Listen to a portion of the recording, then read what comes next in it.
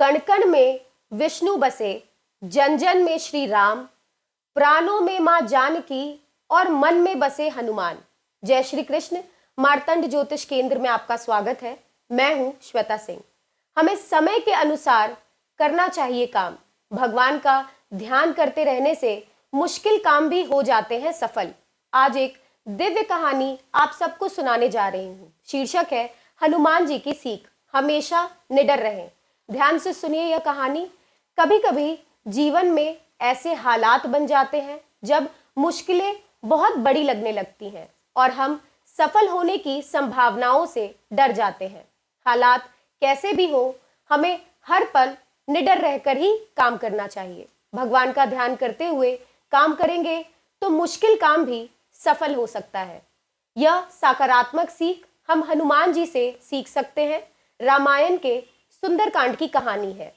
सीता की खोज करते हुए हनुमान जी लंका के द्वार तक पहुंचे।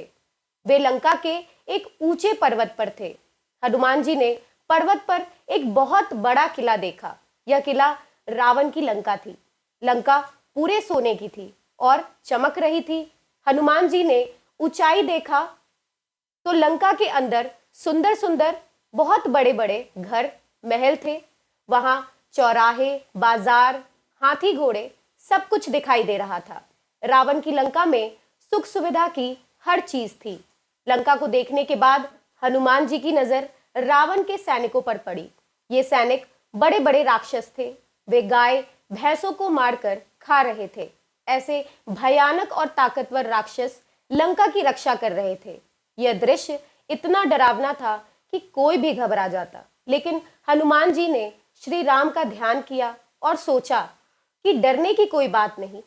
हनुमान जी लंका में प्रवेश करने की योजना बना रहे थे। उन्होंने सोचा कि अगर वे इसी रूप में लंका में प्रवेश करने की कोशिश करेंगे तो राक्षसों से युद्ध हो जाएगा और अभी उन्हें युद्ध नहीं करना था।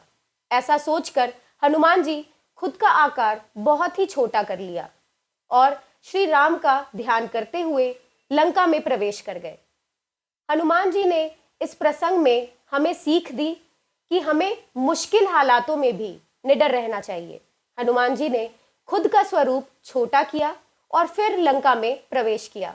इसका मतलब ये है कि हमें अहंकार छोड़कर आगे बढ़ना चाहिए। अपनी ताकत का घमंड ना करें, विवादों से बचें और हालात के अनुसार काम करना चाहिए। अगर हम भगवान का ध्यान करते रहेंगे तो मुश्किल काम भी सफल हो सकता है।